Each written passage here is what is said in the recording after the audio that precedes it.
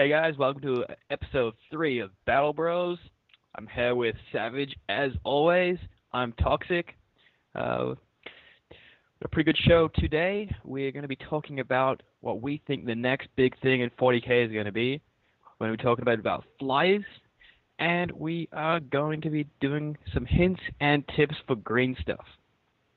But first, Savage has some things he likes to say about a topic that we went over last week, and that topic was the lack of Razorbacks, Land Raiders, Land Speeders, and Whirlwinds in the Chaos Codex. So I'll throw you over to Savage, and he will explain what he needs to talk about that, and then we'll get on with the show. Savage. Okay, so after the show, like at first we thought it was just because they came out after the heresy. Then after the show, we had a look on the interwebs and found that land speeders and I think it was whirlwinds were um they were around during the heresy. So and it just didn't explain why they weren't in Chaos Warbands at all. Yeah, so damned if we know. Yeah, yeah, it just had no real reason. Yeah, so I don't know. Okay, so moving on, we'll go on over what we did in the hobby in the last week. Savage, have you done any painting, assembly, army building in the last week? Uh, no. Well, I did help my brother build his Eldar, which he just got started on, and spray paint them for him, and that's about it. Yeah, how's he going with that? Like, how's the painting coming along? He hasn't really done much yet. Haven't really sat down with him to give him some tips or anything. So probably get around to that soon. Okay, cool. Um, I have been working on commissions more or less for the last week. Finished off a couple, starting on a high elf army. I started painting my Skaven. I got two rat ogres and my warlord done before I got to commission. So enough personal stuff and more commissions. Um, I'm really tempted to do some sort of pre-heresy army because I just look at the stuff on Forge World and I'm so tempted to, but I just shouldn't. I know I shouldn't, Yeah, but it's just like, oh my god, this stuff is just so beautiful. And I have like a third company Fulgrim model, so I just want to, like, so good. yeah. I'm thinking about starting up a Nids army, maybe again. Again, yeah, I had a, oh, this brings us into our next thing, is what games we've had in the last week. I had a 1,500 point game of my Tyranids versus Dark Angels. The Dark Angels list was two squads of 10 Terminators, Belial, two squads of 5 Snipers, missile launcher with flak missiles, and then two Land Speeder Typhoons. And I like that list a lot. My list, I'm not going to go into it. Well, I might as well. Three big squads of Hormagaunts, Toxin Stacks, and Adrenal Glands. That is a winning combo right there. But it hurts a little bit more when they die. Because now you're looking at, what, about 10 points a model? Am I right? Yeah, something about that. Yeah, Yeah. because it's about 2 points for each model, so it works out to be about 10 points for a gaunt, so it's about 200 points for a squad. And I lost probably about 50% of my gaunts in turn one because I lost he sees the initiative. Um, but I'm really game for looking into my nids again because I was playing around with giving Zoanthropes and Swarm Lord and all that. I was playing around with giving them not codex, or the psychic powers from the rulebook. Have you? I mean, you haven't played Tyranids since sixth edition, but like, what's your thoughts on that? Because that's like a Zoanthrope gets Warp Lance and Warp Blast, but have you ever thought about giving them something from the rulebook? No, not really. Haven't really looked at the codex since sixth edition came out, and then I've just Yeah, had some models lying around that I've just been doing some test paint jobs on there. yeah, I'm really gang to be trying this out because I played my Zoanthropes at the back like as just support, just buff squads around them, Yeah, and that's just amazing. You're paying for the Zoanthrope with a 3-up invulnerable. You can just float around and just buff the guys. Like that's awesome. I never thought about doing that, yeah, and I tried it out, and it's amazing. Anyway, that I had my first game of fantasy, but we won't bring that up here because it's a 40k show. and that's about it. Oh, we started a campaign, didn't we? So we kicked that off last night, and we had a game of the a PDF Planetary Defense Force against your Chaos. And that was pretty fun. Yeah. Um, have you had any other games apart from that? Um, I don't think so. Did we play? How'd I you that game? Yeah, that was good. I liked it. It was really enjoyable. Because we did add a RPG kind of element into the campaign as well.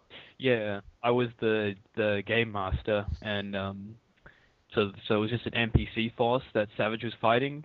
So at the end of it, a little story element happened where, well, why don't you tell them what the story element was? Well, pretty much had slaughtered all of the troop, and there was just a Chimera and a Bane Wolf driving around the board. And then I had my Lord, Terminator Lord, with five spawn, and I think there's only two left at that stage. yeah, they got knocked down to two. And then so the is it the company commander? Yeah, the company commander who was Commander Wolf. Yeah, That's what he was called. yeah, jumped out of his Chimera and decided that he wanted to surrender and offered his services to me. And I just let go of this pet spawn and devoured them. Yeah, because what we were thinking about, because Savage is gonna bring his, because in the campaign I'm running, your HQ is meant to represent you. So Savage is gonna walk over to him and kill the guy himself, but then we thought, well, doesn't that mean he has to roll on the boon table? And what happens if you become a spawn? Then you're gone from the campaign in the first round. So we thought like it's probably safer to let the spawn handle it. Yeah, Yeah, so I guess that's about it in the hobby. yeah, So should we move on to our first topic? sure can. Okay, so our next topic was sent in to us, and the question was, now that we have flyers and fortifications, what do we think is going to be the next big thing in 40K? Throw this over to you, Savage, and what's your idea on what you think the next big thing in 40K is going to be? Don't know if this is going to be the next biggest thing, but this is, well, it's what I think would be. It seems to kind of it's in every one of the new codexes is the personal warlord traits for that army. I think that's going to have something. It's going to add a little bit more to the game once you see more new codexes come out with those. Okay, so you think people might be designing their lists around what warlord traits they're going to get? Yeah, Is that like you think people are going to be designing their armies on their warlord and what traits they're going to be getting? yeah. Well, like this goes back to that topic we had in I think it's the first episode about the name characters being better than making one yourself. You already get given a warlord trait, just like that's it. You don't need to roll for it on the chart or anything for the name characters. So think once more codexes come out, you might see more armies based on that particular named character and his warlord trait. Okay, cool. What I originally thought of when I thought next big thing, and I'm like, I was going to think of something, really out of the box. But then I thought, you know what I think the next big thing is going to be? I think it's going to be Forge World models. I think the next big thing is going to be that Games Workshop are going to, allow Forge World models in. Like, you can already play Forge World models in games of 40K, because if you have the Imperial Armor and all the Forge World supplements, they have a mark on them, like a little symbol, and it'll say, like, approved for 40K, so you can play it in a game of 40K. And there's one that says, approved for Apocalypse 40K, which means you can't bring it in a regular game of 40K. So you can already do that and add Forge World units to your armies, but I think that the reason it's going to be the next big thing is I reckon tournaments are going to start doing it, and letting in these Forge World models. Yeah, And that's my guess, because I reckon that personally I think it's going to be awesome, because Forge World makes some good stuff. I've run a Contemptor Dreadnought in one of my armies, and it's just fun. It's variety. If you get bored of the codex, you don't have to start a new army. You just look at what Forge World is releasing. yeah. Well, that's the thing. Like that's I got the Storm Eagle from Forge World for Chaos because I wanted like another flyer, and that's got a 20 transport capacity, so you can chuck 10 Terminators in there, and it's an assault Yeah, vehicle as well. So, and it's something that Chaos can't get with a Storm Raven, but it can get it by using the Imperial Armor rules for that. yeah, And it's totally legal to play in a game of 40k. You just can't take it to a tournament. While most tournaments you can't take it to. But I think as soon as tournaments start letting that happen, more people are going to be buying Forge World models, and you're going to see these awesome Forge World models in games of 40k. And the reason why I would say that'd be the next big thing is because with flyers, you have this unit that it's hard to kill, it's tough, they're strong, and a lot of people see the Forge World units as the same thing, that they're OP, and that's why you don't use them. I don't see them that way. I think some are very strong and they're very powerful, but I don't think they're all OP. no, And it's just another aspect to add to the game. yeah, I reckon that'd be cool to see. Because I mean, I can't really see where else they're gonna go to, because what else are you gonna add, like naval units? there's not much else. That's why I was thinking more like not Like models. rules, like the next big thing is gonna be a rule. Yeah, I was thinking more instead of models because they've got all their new flyers and stuff, and they are releasing more rule books like the Crusade, or not rule books, like Like supplements. yeah, that you have to pay Yeah. for. Yeah, I can agree. Yeah, we'll get onto that later, but Yeah, I can agree that yeah, the next big thing could be a rule, and I think that's awesome because the way that I see Sixth Edition is it's becoming more of this cinematic, casual. You sit down with your friends and you just have this big epic battle with all these cinematic events coming on. Like a sergeant throws a melter bomb into a Carnifex's mouth and blows him up, and like who's not to say the next big thing is going to be this rule that just breaks the game wide open and it just turns it into this whole new type of thing. yeah. Okay, So I think so. I think we're good on that topic. Yeah. yeah. Anything else you want to throw in? Um, Nothing off the top of my head, no. I think another cool aspect of it would be like if you had like two games going at once, but one game was a regular game of 40k, and the other one was like Battlefleet Gothic, where you have your ships up in the air fighting, and what happens up in the air of them fighting can affect like on the ground. That Like that'd be cool, like things like that. Yeah. Or I suppose it'd be nice to see some rule sets for like 2-on-2 games. Yeah, that would be sweet because I know I'm pretty sure last time I checked is that War Machine and Hordes they actually do allow you. They have rule sets for games with more than one person, and that would be awesome. Yeah, To do 2-on-2 rule sets, have a 3-for-all rule set. That'd be awesome. yeah. So yeah, Yeah. yeah, So I think good on that topic. Yep. yeah. Mhm. Comme ça. I guess- Okay. Okay. So our next topic is basically flyers, because I think every episode we have had, we've kind of mentioned flyers, but we haven't gone too much in depth. And a friend of ours actually gave us a topic to talk about, and it's the balance of flyers in 6th edition.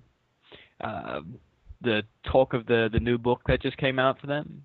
The fact that new codexes are getting flyers and AA options, while old codexes still don't have any. Do we need to combat them, or do we need to ignore them?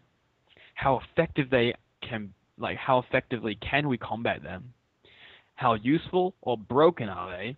And then he suggested that maybe we touch on some Forge World flyers too. So I'm gonna again throw this one over to Savage first and see what he thinks, so then I can copy his answers. No, just throw it over to Savage. Okay. Okay. Well, you do get like anti-air options which come with your what are they called? Fortifications. But you still don't get as much as your new codexes, obviously. Well, not to mention that the fortifications you get are basically all Imperial. Yeah, that we already went over that anyway. But yes, really, I did have a game against one of my friends who was playing Orcs which they do have flyers, but he didn't have any, and he managed to. Oh, it's a bit different, but it's a flying monstrous creature, and he managed to take 3 wounds off that while it was flying, just because of the amount of shots that he laid down onto it. So I think, Yeah. So basically, what you're saying is that like you can combat them. You just have to do it right. yeah, like you're gonna have to, sacrifice maybe shooting at that squad that's coming for you. So just got to think of how much of a priority it is to take out that flyer at the time. I think that's what it comes down to. How effective do you think they are? Like, do you think they're the most broken thing in sixth edition, or? Honestly, not really. They are powerful, but usually they're on the board for one, maybe 2 turns, and then you've got to fly. Like you've pretty much got to fly it off because you can't turn around enough. Yeah, well, because I have always been one to say you need to have a unit in your army that combats flyers. And I still kind of agree there because for 100 points you can get the quad gun with a defense line, and that's 100 points. That's like nothing. However, I was kind of thinking, I'm looking at the flyers, and unless someone is spamming you with flyers, you can pretty much just ignore them. Yeah, like that's pretty much with the Helldrake. When I was using that against my friend who's playing Orcs, he pretty much just ignored it because it was only on the board for 1 or 2 turns at max, and then it would fly off, and then you don't really see it again for the rest of the game unless Yeah, you it's keep going with the turns. yeah because your flyers are coming in what turn two at the earliest, Yeah, which we got a reasonably good chance of getting them to come in at turn two. But then if they don't come in on turn two, they're coming in on turn three. If they don't come in on turn three, they're coming in turn four, and whatever the turn they come in, they're probably only going to be around for 2 turns yeah, that, because they have to fly off the board when they run out of room. yeah. That's what I think about everyone going on about how flyers are OP and stuff, but really they're not. Yeah, they're tough to hit unless you have like the right weapons or whatnot you need to take them down. But in the end, it comes down to your reserve rolls and when they're coming in. Even if you're bringing like three flies in your list, they're not guaranteed to all come out at the same turn when you really want them to. Yeah, it's a tough topic because some flyers are different to others. Yeah, Like when I look at the Dark Angels flyers and they're pretty average, but then you look at something like the Storm Raven, and that thing can deal a lot of damage when it comes on. oh yeah, yeah, Like that thing can just wreck face when it comes on, and if you have someone spamming Necron flyers, that's another list that can just wreck you if you don't have something. So it's more of along the lines of you don't have something to counter flyers. You have something on the lines of how do I counter a list that spams flyers? yeah, Because I think that's really when you only come into trouble. If you have one flyer, it's not going to be too deadly. Because I used to always say, bring something to counter flyers, and I still kind of agree with that, because there's nothing worse than having a unit that you can't do anything against. But I kind of want to amend my comment and say that think outside of the box when it comes to dealing with them. Because you don't need an AA gun to take down a flyer. no, Twin-linked guns. I think that's one of the best ways to get rid of it, is to get your twin-linked guns on there. Because you need a 6 to hit a flyer if you don't have Skyfire. But if you're twin-linked, you have to re-roll that. yeah, So you're getting this double chance to roll a 6. That's amazing. One of the ideas I came up with was, this is for Dark Angels, was deep striking Deathwing Terminators. Put an assault cannon on there, so now you're dropping. It can split fire one weapon. So you drop deep strike down. You're getting twin linked on the turn. You deep strike. So the storm bolters can fire at some infantry, and then your assault cannon, he can split his shots, so he can fire off at a flyer. Now you're getting an assault cannon, which is strength 6, I believe, but it does have rending. It's twin linked. That's a pretty decent anti-air gun right there. 4 shots, twin linked, strength 6 rending. You yeah, know, it's not the best, but you don't you can get a couple of them in there. yeah, or You get even to add a couple squads, and yeah, even like your basic tanks, like you got a Predator, you got an auto gun on there. Yeah, it's going to give you a chance at taking it down. It's not going to be as I easy as other options though. Yeah, I versed an Imperial Guard player, and he was fairly, like, he wasn't new to the game, but he wasn't the best player. I was also playing Imperial Guard, and I had my Vendetta. He took that down with a Sentinel with an autocannon, a Scout Sentinel with an autocannon, and he took down my flyer as soon as it come on with a penetrating hit, blew it up. That flyer then fell on my Terminators. Oh wow. Yeah. So I think flyers are a little bit exaggerated in the how powerful they are. The one that scares me the most is a Helldrake because I really don't want to be in this situation where I have this AP3 flame template flying over my head and I can't do anything to it. Yeah. That's that and Storm Ravens because they're really they're tough. Like the armor of them, most of the flyers are low armor, but those Storm Ravens, they are the Land Raiders that fly nearly. Yeah.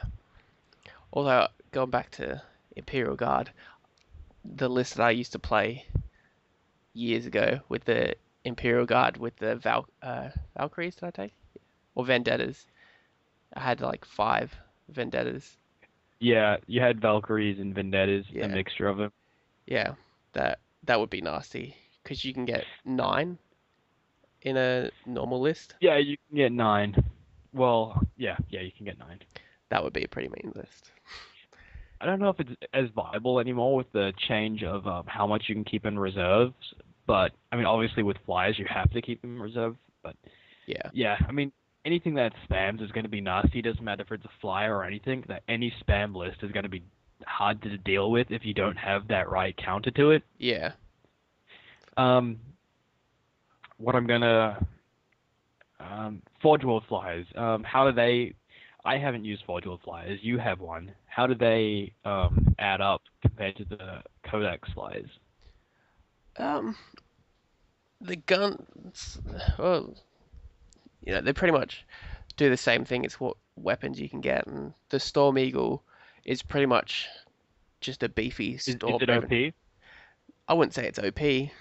The Would you say it's more powerful than anything that you can get in a Codex flyer? I don't reckon. I reckon it's pretty balanced with the. So you think it's balanced for its points? Yeah. Okay. Yeah, I haven't really dealt with Forge World flyers. I can imagine that, like anything, you might get the odd one that's just going to be insanely powerful, and you might get the odd one that's just useless for the points. Yeah. And I don't think it's something to worry about. Like I'm looking forward to versing that Storm Eagle. Yeah. Yeah, it's going to be a nice challenge, and yeah, I think if you can get the points, go for a quad gun. It's 100 points. You get a defense line, you get a quad gun, and those quad guns are insane. Yeah. That's the best. If you Yeah. yeah, I think and if you're not an Imperial army, sure you have to convert something or whatever. It's more difficult for you. Um, if you don't have the points, drop it down to the Icarus Las cannon, put a character on it, put a character with high ballistic skill. You know, that's another option. Just it's a tough topic because I don't think there's any real right or wrong answer. It's all just opinions from other people and depends on your experiences when you verse flyers. When we played with flyers, it was a bit more balanced because we both had flyers. Yeah. I think you used more than me, but then I had my Hydras. Yeah. See, what I think as well is it it does depend on what flyer you're versing. Like if you're versing like a Storm Raven or something, and he's got guys inside, he's gonna have to switch that to hover at some stage, Yeah. and he's gonna want to get his guys out as soon as he can. So just take advantage of that. Try and ignore it as much as you can until he does drop it into hover, and then just hit it with like a las cannon or something. Yeah, okay, so I think we'll move on not to the next topic, but to a point that was brought up in the question, and that's the new Death from the Skies book that Games Workshop has just released for Flyers. Now, everything that we have just said could mean nothing because we haven't checked what is in this book, and this could change Flyers completely because what it is, Death from the Skies is a supplement book released by Games Workshop that has all the Flyers that are currently in 6th edition codex, 6th edition in codexes. So that you already have you're not getting anything new. What it is doing is changing some of the rules, some of the points values, and keeping them more in line with 6th edition. So wait, that kind of sounds like an FAQ that, they normally release on their website for free, right? Yes. Yes. This is what I've been over many times. It's basically a glorified FAQ that you're paying in America. You pay $33 for it. How much are you paying in Australia there, Savage? I pay 48. Yeah. So you're paying a decent amount of money for this FAQ. I think it has the Crusader Fire dogfight mission there in it. I think, but I don't really know if it has anything else. And here's the kicker, right? You can only get this by direct ordering it through Games Workshop. You can't go down to your local store and buy it. It's also only in English. I mean, the majority of people that play this probably know English, but I thought that was, Yeah, if well, you're releasing this thing that's going to change the game, and if you don't know English, how are you meant to? You just left out. they release all their codexes in other languages. It, I'm gonna don't buy this. Don't buy this money grab. Don't, because if you buy it, they're only gonna do more things like this. Do you like paying for FAQs? No. What's gonna be like? Is Games Workshop gonna release a subscription fee that you're gonna need $15 a month to get the FAQs that come out? They could. It would. And this is what I want to know, and I want you to go to Games Workshop when you can, because you can easily go to one. If I'm playing a flyer and I don't have that, am I allowed to play that flyer? Because technically I don't have the newest rules for it. That's like going in with an army that you're using the old codex. You can't do that. Yeah, that's a good point. I will have to check that out. Yeah, go in and bring your Storm Ravens, bring whatever, and see what the guy says at the store. Yeah, So what are your thoughts on it? I mean, I've said my thoughts. What are your thoughts on it?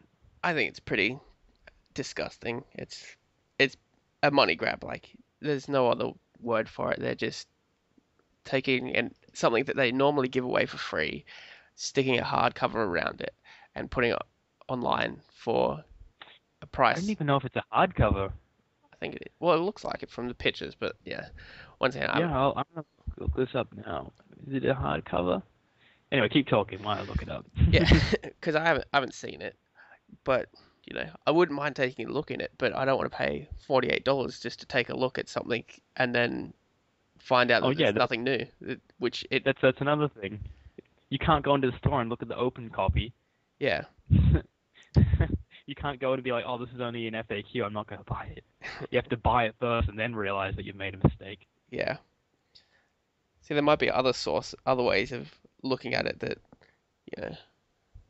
Yeah, are frowned I'm going to upon, read but- the thing for it. Death from the Skies brings the white-knuckle intensity of aerial combat in the 41st millennium to your tabletop, featuring selected material from the White Dwarf magazine. So it's already been released in White Dwarf, from the sounds of it. Yeah, that's your Storm The talent. Crusader Fire supplement, and exclusive new content, exclusively available from GamesWorkshop.com. This 72-page full-color softback Oh, compendium book is crammed with background information, gaming ideas, and hobby inspiration to help you bring the battle for air superiority to life. It includes a detailed account of the Battle of Kardrim, featuring White Scar Space Marines, Necrons, and Orcs locked in a deadly battle for control of a vital airfield. 4 new air war missions that showcase the lightning-fast nature of aerial warfare, optional rules for dogfighting, and veteran fighter aces for your Warhammer 40k games, and a showcase of beautifully painted flyers from the Heavy Metal Team collection. There are rules for using Stormraven gunship with a Codex Space Marine and Black Templar army. Updated rules for the range of Warhammer 40k flyer models, including new bestiary and army list entries. For the following codexes: Black Templars, Blood Angels, Dark Eldar, Grey Knights, Imperial Guard, Necrons, Orcs, and Space Marines. Please note, Death from the Skies is available in English language only. What do you think about that? Uh, I don't know. I can't even say that. Otherwise, it'll just be beeps. Do we have beeps? No, we don't have these. Well, that sounds fucking ridiculous. It's I personally feel that I got burnt when I brought the Crusader Fire book. I thought that I was getting a book that would tell me how to make a campaign. What I got was a bunch of stories and articles that were probably going to get put in White Dwarf at some point, but then they realized, we're going to make more money if we turn this into a book. And I like we said, we just started a campaign, and I am using none of the mechanics that this Crusader Fire gave me. I admit that it was a good read, but I think that I got ripped off. Well, ripped off. I got burnt. I thought it was going to be something that it wasn't, and when I ended up getting, it was bad. And this sounds worse to me. See, this sounds worse. What I don't get as well is they're making it out that flyers are all over the battlefield in 40k games now, but since 6th edition has come out, really, and like you've had your new codexes come out with new flyers. I've gone into Games Workshop heaps of times since then, and I barely see flyers. People playing games. Or maybe that's why. Maybe they thought they were going to sell more flyers, and now that they come out, now maybe they're trying to spark flyers still. Because I feel like they've been like shoving flyers down my throat since. Well, when were we going into Games Workshop? Like what, April, May? Yeah. When the Orc flyer came out, I feel like they've been shoving flyers down my freaking mouth since then. Yeah. See, I just don't think flyers are what they're trying to make it out. They're trying to make it out that they're the top thing now, whereas there's a lot of Well, maybe this book makes them the top thing now. I mean, from the looks of it, you're gonna get 4 new missions. No, that's for where am I looking? It said something about fighter ace rules for games of 40k. Yeah, optional rules for dogfighting and veteran fighters in Warhammer 40k. I guess it's optional rules, so you don't even need it.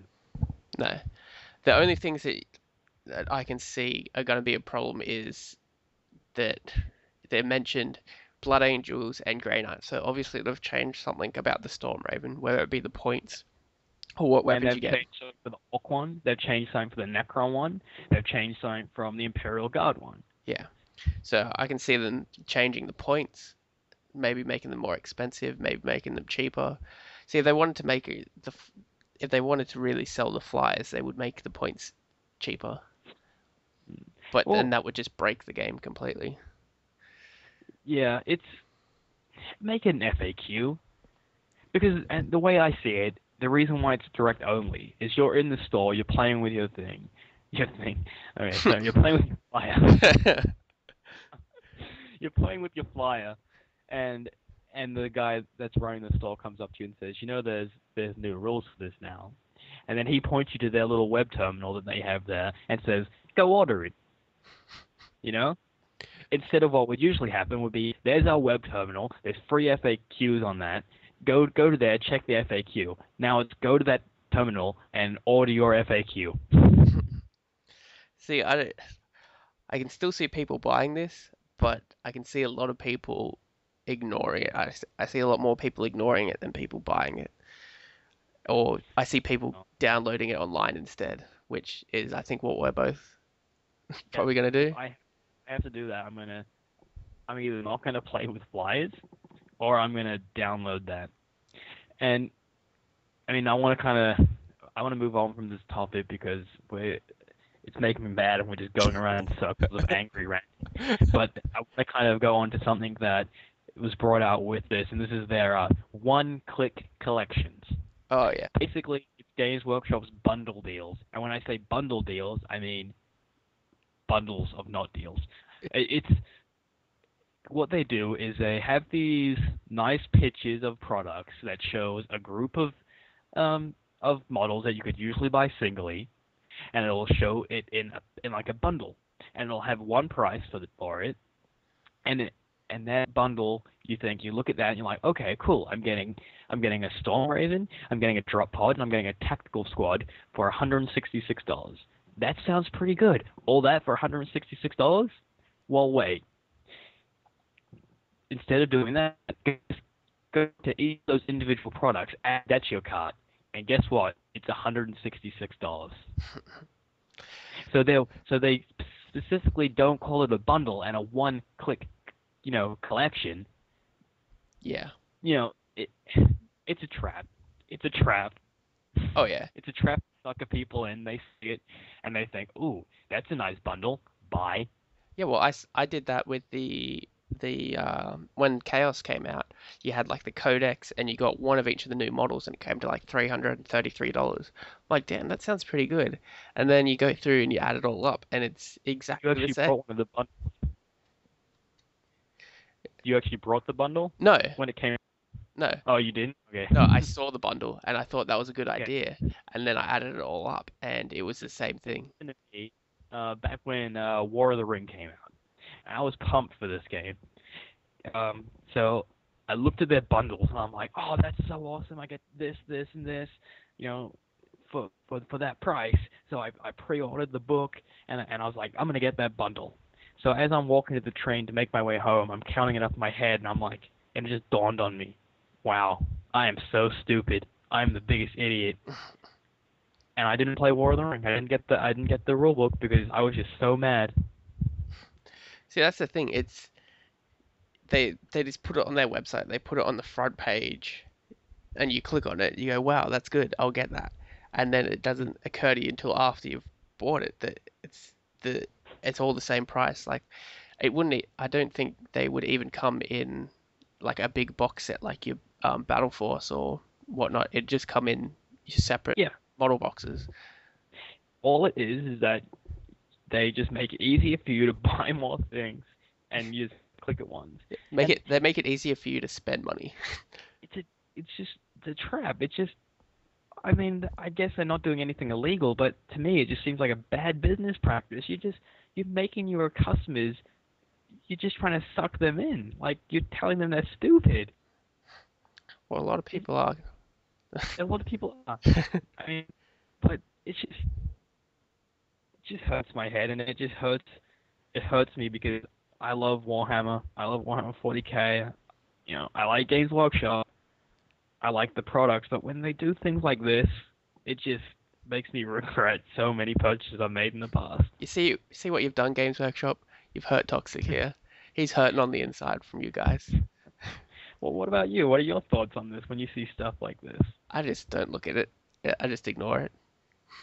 I mean, I remember when I used to go on and I used to see, be like, oh, that's awesome, a new release. Look how awesome these models are.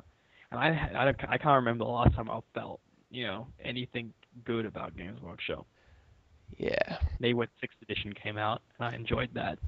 I enjoyed the new Chaos Codex. Although it it was kind of strange that that got released first, and it's probably one of the least needy codexes. Yeah, yeah, I don't know. I mean, we're not gonna go too much into detail of this because it's just us complaining. And again, we're still gonna play the game. It's just you see things like this and it makes you mad. I'm just telling everyone now, don't buy Death in the Skies. Let Games Workshop know by you not buying it that's not gonna fly with us. No pun intended. Um, yeah, just and they won't do it hopefully anymore. Don't buy these bundles. And if you're going to be buying that anyway, go for it. But if not, then just don't even do it. Just be careful. Yeah. Don't talk to So, strangers. yeah, don't talk to strangers. If you see a van that says free Warhammer, don't get in. So we should probably move on because we've been rambling for a good while now. Oh, okay. Yeah, we'll move on. Okay. Okay, so now we're going to move on to the next topic which got sent in to us, which was pretty much just and green stuffing in general, really. And I haven't really had much practice with green stuffing, so Toxic's going to handle this situation here. Yeah, I've had pretty good experience with green stuffing. I can do a little bit of sculpting with green stuff, easily patch things up. One time, Savage got some what were they? Custom obliterators, Yeah, corn and one of them was a bit meh. average. So yeah, so I green stuffed a little bit on that to kind of bring it up to par with the rest. So, but yeah, so just general tips for green stuffing. I can't really get into it too deep because you can't see actually images of me green stuffing. But you want to keep it wet. Have some water with you. I use a shallow bowl that I can just dip it in or leave it in. Uh, because what happens is if it's wet, it doesn't stick as much. So your fingerprints won't show up in the green stuff. You may get a little bit of trouble if you have too much water on the joint from when you're putting it on the model to the green stuff. It won't stick. If you then try and sculpt it a little bit, you might rip it off. So it's a little bit of a delicate thing there. The next thing I would say is have a flat surface that you can work on because a lot of the time you want to, if you're making a flat, like a cloth or something like that, you want to squish it down. So you want a flat surface. You want to put some water on that and just squish that down so it doesn't stick on the flat surface and you can easily peel it off. The Games Workshop sculpting tool is a very handy tool. Also, the hobby knife, I use that a lot. Another helpful hint: if you're sculpting something on the model and it's looking really good, and you kind of want to you wish there was like a real life checkpoint where if you made a mistake, you could just go back to that checkpoint. If you feel like that, then stop because just leave that overnight and then come back to it later. So that's hard and you're not going to ruin what you're working on. That's another tip. If it's looking good, just cut your losses and stop and then work on that later. It's really just a matter of practicing. When I started green stuffing, I didn't look up any tutorials or anything. I just knew the basics on how to use it, and it really just comes from practice with the green stuff itself. And once you get used to how that reacts, and that's the biggest part. And once you get used to that, it's quite easy. The last thing I sculpted was a guts coming out of a space marine. And it looked really nice. So yeah, that's about it. If you want anything more specific, then email me, and I'll help you as much as I can. Come on Skype and I'll see if I can show you something. Yeah, that's about it. So just to wrap things up, we didn't have a story last time, so we will have a story this time. This is my favorite. Yeah. I want to say that the story is meant to be for a joke, even though serious thing happened in the story. We're not making fun of anybody. It's a difficult story. First, I'm gonna. It's not so much the story. It's more, what me and a couple of friends kept going on with the Toxic about the story. I'm gonna first Savage is gonna tell his story, his version. Now he wasn't there. I'm gonna throw that out there right now. He wasn't there. He doesn't know shit about what happened.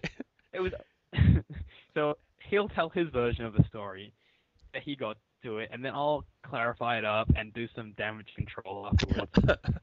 Okay. Go ahead. So it starts off this beautiful sunny day, and this young lad decides that he wants to play some 40k. So he goes into his local Games Workshop with his Space Marines that he's newly bought, and he decides he wants to have a game. And what did you know? Toxic's there. So Toxic's like, oh, I could go for a game right now. And what ends up happening is Toxic ends up obliterating this kid's Space Marine first in 2 or 3 turns, and the kid then pisses himself. All because Toxic is a mean-spirited person. Okay, And this is so this was in the Games Workshop. He this is pissed. this is in the Games Workshop during the game. Yeah. Yeah. And the way Toxic described it is that the piss was actually streaming out of his pants. We don't have to go into details with that. I know, but it just adds that little that little bit extra. Yeah. So when Games Workshop opened up closer to us, um, Savage was pretty quick on telling everyone that story. So so now everyone assumes that I'm very mean against younger kids and make them pee their pants. Now, what actually happened? Well, it pretty much happened exactly like that, but a nicer way to say it is I was there for it was a escalation tournament, and you had to win. You had the best out of three every round. Um, so I had already played 2 games, and I had won a game and lost a game. So this is my third game, and this kid was here with he was with his dad, and he was playing Chaos Marines, not Space Marines. So there was a reason why I obliterated them, and I was playing Space Wolves. And my Space Wolves was an all Terminator force. And this is what makes the story worse: is that the manager of Games Workshop asked me to be nice. He says, if you're going to verse this kid, not because he was young, it was because he was new to the game. And I said, yeah, sure. Now, I didn't, unlike what Savage will tell you, I didn't play like the best I could. I made more of a passive, deep striking. I wasn't so aggressive. But anyway, halfway through the game, he does, pee his pants, and it is in Games Workshop, and I feel so bad for this kid because that is one of the most embarrassing things I could ever think of, and I feel just terrible. I'm just so thankful that his dad is um yeah. So I end up not getting any points for that tournament, and I get kicked out of the tournament. So then badly for me too, and now I have a bad name for myself. So that's Savage's favorite story. There's like Probably more funny the way that he said it, and just more like terribly miserable the way that I said it. there's now in every Games Workshop in around the area that where I live and where Toxic used to live, there's little posters out the back of the Games Workshop with Toxic's face on there saying, "Do not let this man play against younger kids." That is so not true. Kieran's just in denial at the moment. Yeah. Uh, Okay, well, we're gonna wrap this show up, and I'm gonna go cry. This is bringing back these memories. You're not gonna Yeah, go this cry. stuff happened. You're not gonna go cry. You're gonna cry out of joy. That's the only crying you'll do. Whatever, I'm leaving. Stop the recording. Anyway, see you guys next time. Don't forget to email us and send us messages to the blog of what you want to hear us talk about. If you want to set up a project with Toxic, not that you would after hearing that story, you can always Yeah, you email just him and set up a commission with him as well.